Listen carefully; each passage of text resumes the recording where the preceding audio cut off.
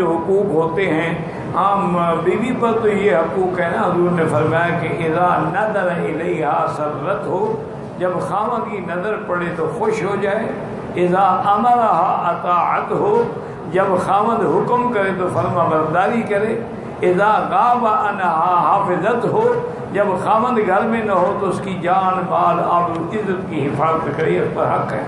حضور نے فرمایا اتنے بڑے حقوق ہیں کہ اگر اللہ کے سوا کسی غیر کو سجدے کرنے کی اجازت ہوتی، میں بیوی کو حکم دیتا کہ شوہر کو سجدہ کرے۔ آج کا اللہ کا فضل ہے بیٹی، آج کل تو شوہر سجدے کر رہے ہیں، عورتیں کیا سجدہ کریں گی؟ حضور نے فرمایا میں بتاؤں کہ سب سے بہتر خزانہ کیا ہے کہ المرأۃ الصالحہ، کے گھر کے اندر صالح بیوی ہو، دین والی بیوی ہو، اور اس کے اندر 3 صفتیں ہونی چاہیے، یاد رکھیں۔ اگر میری بیٹیاں، میری بہنیں حضور کے اس فرمان کو بالکل مضبوطی سے پکڑ لیں تو ان کے گھر دنیا میں جنت بن جائے گا۔ حضور نے فرمایا کہ پہلی کی تو یہ ہے کہ جب خاوند آئے، اذا نظر، جب اپنی بیوی پہ نظر ڈالے تو خوش ہو جائے، کہ بیوی خوش ہو کے استقبال کرے، اس کے لیے تیاری کرے، لوگوں کے لیے میک اپ سنگار نہ کرے۔ ہمارے ہاں تو یہ رواج ہے نا کہ شادیوں پہ تو بنیں گے اور سنوریں گے اور جوڑے اور کپڑے اور زیور، لیکن اپنے گھر میں جب بھی ہوں گے تو ہر وقت جو ہے برے حال میں۔ حالانکہ سب سے زیادہ حکم تو یہ ہے کہ آدمی اپنے خاوند کے لیے بنے سنورے۔ حتیٰ کہ ایک حدیث میں آتا ہے کہ جو عورت سنگار کر کے، غسل کر کے، خوشبو لگا کے گھر میں اپنے خاوند کا انتظار کرتی ہے، خاوند آتا ہے وہ خوش ہو جاتا ہے، فرمایا اس کو اس مجاہد کے برابر ثواب ملتا ہے جو دشمن کی سرحد پہ گھوڑا باندھ کے پہرا دے رہا، یعنی مجاہد جیسے وہ مجاہد دشمن کو روک رہا ہے، یہ شیطان کو روک رہی ہے۔ تو سب سے پہلی خوبی تو عورت میں یہ ہو کہ اذا نظر سرت ہو، جب دیکھے تو خوش ہو جائے، وَإِذَا أَمَرَهَا أَطَاعَتْ ہو، اور جب خاوند کوئی حکم کرے تو اس کی تعمیل۔ حتیٰ کہ ایک روایت میں تو یہ سخت لفظ بھی آیا ہے کہ اگر خاوند کہے کہ یہ پتھر اٹھا کے اس پہاڑ پہ رکھو، وہ رکھ رہ سکے، اب ان کو اتار کے پھر یہاں رکھو، تو اس کو کرنا چاہیے کہ اس کے لیے اطاعت ضروری۔ اور اسی طرح یہ بھی متفق علیہ فقہا کا مسئلہ ہے کہ کوئی عورت نفلی روزہ یا نفلی نماز یا اعتکاف خاوند کی اجازت کے بغیر نہیں رکھ سکتی، ورنہ اس کو کوئی ثواب نہیں ہو۔ اور جی میں نے تو روزہ رکھنا ہے، خاوند کو اگر خواہش ہو تو پھر وہ کیا کرے گا؟ اسی لیے بی بی ام سلمہ رضی اللہ تعالی عنہ فرماتی ہیں کہ حج کے موقع پر جب عرفات سے ہم مزدلفہ پہنچے تو حضور پاک نے گھر والیوں کو حکم دے دیا کہ 12 بجے رات کے بعد آپ منا چلی جائیں، اور صبح ہی منا میں جا کے اپنی گھڑگری باندھ لیں، اس کے بعد آپ کی قربانی ہو جائے گی، پھر آپ احرام کھول لیں،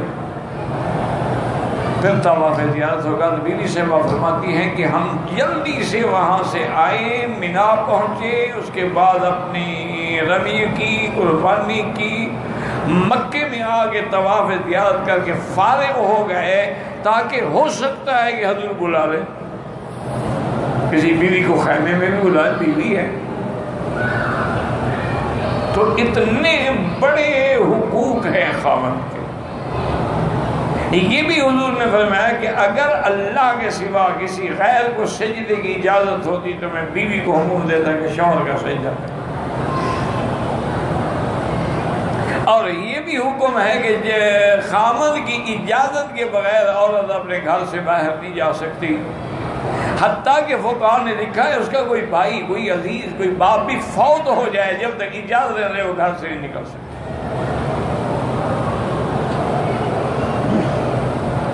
اور اس کے بعد حضور نے فرمایا کہ اذا غاب عنہا، جب خاوند باہر چلا گیا، مجاہد ہے، جہاد میں چلا گیا، کاروبار میں چلا گیا، تو اس کی عزت کی بھی حفاظت کرے، مال کی بھی حفاظت کرے، اولاد کی بھی حفاظت کرے۔ یہ نہیں ہے کہ مردوں پر حقوق نہیں، مردوں پر بھی حقوق ہیں، وَلَهُنَّ مِثْلُ الَّذِي عَلَيْهِنَّ بِالْمَعْرُوفِ، جیسے عورتوں پر حق ہے اسی طرح مردوں پر بھی حق ہے کہ اس کے نان نفقے کا، اس کے کھانے پینے کا، اس کے معاملات کا، ضروریات کا، اس کی خوشیوں کا ہر لحاظ سے خیال رکھے۔ تو اس لیے ہمیشہ اگر عورتیں حضور پاک کے اس فرمان کو، یعنی حالانکہ اب حضور کے زمانے میں تو کوئی میک اپ سنگار کیا ہوتا تھا، مساق استعمال کر لیا، سرما پہن لیا، تیل لگا لیا کنگھی کا، اور تو کوئی چیز ہوتی نہیں تھی، لیکن اس کا بھی اہتمام کرتی تھی بیویاں۔ جس طرح ایک دن حضرت ابن عمر آئے حضرت ابن عباس کو ملنے کے لیے، کوئی مسئلہ پوچھنا تھا، تو رات کافی گزر چکی تھی، یعنی عشاء سے بعد متأخر وقت میں آئے، تو دیکھا کہ حضرت ابن عباس غسل کر کے، اچھے کپڑے پہن کے، خوشبو لگا کے اور بالکل تیار کھڑے ہیں۔ تو حضرت سمجھے شاید حضرت سفر پہ جا رہے ہیں، باہر کہیں جا رہے ہیں۔ انہوں نے کہا حضرت خیریت؟ فرمایا نہیں، میں کہیں نہیں جا رہا، میں گھر جا رہا ہوں۔ میں جیسے چاہتا ہوں کہ مجھے بیوی سنوری ہوئی ملے، خوشبو والی ملے، بیوی بھی تو چاہتے ہیں کہ میرا خاوند ٹھیک حالت میں ہو۔ اگر اس کے کپڑوں سے بدبو آ رہی ہو تو بیوی کیا کرے؟ پھر تو نفرتیں پیدا ہوں گی۔ اسی طرح ایک بدویہ عورت تھی، بڑی سمجھدار تھی، اس نے جب اپنی بیٹی کی شادی کی تو اس نے بیٹی سے کہا کہ بیٹی میری بس صرف ایک نصیحت ہے کہ تیرے بدن سے، لباس سے، کیفیت سے تیرے خاوند کو کبھی کوئی بدبو محسوس نہ ہو، بس اس میں عمل کر لو گی تمہارا گھر آباد ہو جائے۔ اب ہمارے ہاں تو آپ نے دیکھا نا، دیہات میں حیض کے کپڑے پڑے ہوئے ہیں، کپڑے لٹکے ہوئے ہیں، بدبو آ رہی ہے۔ اچھا ایام حیض ہیں، ایام حیض ہے، جنابت کا غسل نہیں کر سکتی نا، ویسے صفائی کا غسل تو کر سکتی ہے، روزانہ چاہے کرنا چاہے، وہ تو منع نہیں ہوتا، وہ تو پاک تب ہوگی جب حیض گزر جائے گا۔ اور اس میں بھی اسلام نے کتنا سکھلایا ہے کہ ایک عورت کی مدت ہے 7 دن، 7 دن گزر گئے، یہ نہیں بس گزر گئے، یہ ہاتھ لگا کے جی بلیڈنگ نہیں ہو، نہیں، حکم ہے کہ اندر کپاس رکھے، اور کپاس پہ کوئی اچھی سی خوشبو لگا کے رکھے کہ جیسے آدمی کو خوشبو پسند ہے اسی طرح عورت کے رحم کو بھی خوشبو پسند ہے۔ اور دوسرا اس خوشبو کا فائدہ یہ ہوتا ہے کہ اندر جو بدبو ہے، کریہ ہے، وہ گندا خون گزرتا رہا ہے، وہ بھی صاف ہو جاتا ہے۔ حضور کی خدمت میں ایک عورت آئی، اس نے آ کے پوچھا کہ یا رسول اللہ میں اگر حیض سے پاک ہو جاؤں تو غسل کرنے کا طریقہ کیا ہے؟ حضور نے فرمایا بیٹی پہلے تو کپاس اندر رکھو، تسلی کرو بھی خون بند ہو گیا ہے۔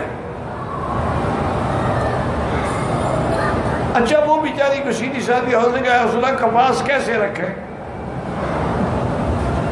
بی بی عائشہ فرماتی ہے میں نے اس کو پکڑ کے کھینچا، اللہ کی بندی مجھ سے پوچھ لو، یہ باتیں حضور سے پوچھنے کی ہے؟ اور کہا اور کس سے پوچھے؟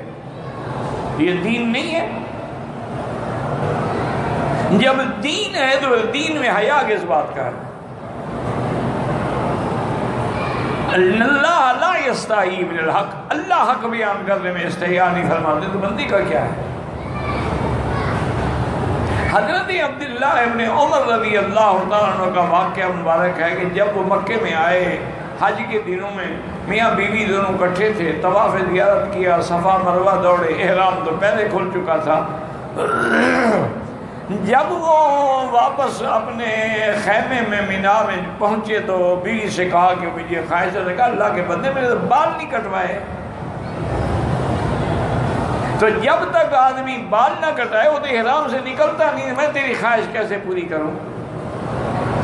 حضرت عبداللہ فرماتے ہیں میں نے کہا ادھر قریب ہوگی تو اس کے بال آخر میں نے دانتوں سے پکڑ کے کاٹ دیے۔ میں نے کہا اب تو کٹ گئے؟ میں نے کہا ہم تو کٹ گئے۔ وجہ کیا ہے کہ ان لوگوں کو حلال میں شرم نہیں تھا، ہمیں حرام میں شرم نہیں۔ اپنی بیوی ہمارے ساتھ حج میں ہو، ہم اس کو کہ وہ مکے مدینے میں یہ کام تمہیں ہر وقت یہی خیال رہتا ہے، پاک مقام ہے، پاک جگہ پہ ہے، پاک جگہ ہے تو یہاں جتنے بچے پیدا ہوتے ہیں بغیر میاں بیوی کے ملنے سے پیدا ہوتے ہیں، آسمانوں سے گرتے ہیں، یہ کیا بات ہے؟ تو ان چیزوں نے، جھوٹی رواج اور رسموں نے ہمیں، اچھا اور اگر حرام مل جائے نا تو نہ مولوی چھوڑے گا تو نہ قاضی چھوڑے گا، پھر نہیں سوچے گا کہ مکہ ہے، مدینہ ہے، حرم ہے، مفت کا مال ہے، مل گیا ہے، موقع ہے، فائدہ اٹھا لو۔ انا للہ۔ صحابہ میں یہ تھا، وہ حرام سے شرم کرتے تھے، وہ حرام سے بچتے تھے۔ حلال حلال ہے، جب اللہ نے حلال کر دیا تو اس میں بچنے کا کیا معنی ہے؟ تو اس لیے ہمیشہ یاد رکھیں کہ سونا چاندی، اب دیکھیں اللہ نے مرد پہ حرام کر دیا لیکن عورت کے لیے حلال ہے۔ اللہ نے ریشم کا کپڑا مرد کے لیے حرام کر دیا لیکن عورت کے لیے حلال ہے۔ عورت جتنے چاہے زیور بنا سکتے ہیں، شرط یہ ہے کہ وہ زکوٰۃ دے۔ اور امام احمد بن حنبل رحمۃ اللہ علیہ فرماتی ہیں کہ جو عورت زیور پہنتی ہے اس پہ زکوٰۃ نہیں ہے، جو رکھے ہوئے ہیں یا بیچنے کے لیے ہیں یا دکھ سکھ میں کام، ان پر زکوٰۃ۔ امام صاحب فرماتے ہیں کہ نہیں، چاہے پہنتی ہے، روز پہنے یا شادی پہ پہنے، اس کی زکوٰۃ دینی، کیونکہ اصل کنز تو قرآن نے کہا ہی سونے چاندی کو ہے۔ تو اس لیے ان چیزوں پر اگر ہم عمل کریں، اس دنیا کی سب سے بڑی نعمت کیا ہے؟ المرأۃ الصالحہ، کہ صالحہ بیوی۔ اور صالحہ کون ہوتی ہے؟ جس میں صلاح ہو، جس میں شر نہ ہو، جس میں فساد نہ ہو، جو بد دین نہ ہو، جو بد زبان نہ ہو، جو بد خلق نہ ہو، دین کی پابند ہو، نماز روزے کی پابند ہو، حلال حرام کا خیال رکھنے والی ہو، وہ مرأۃ صالحہ ہوگی۔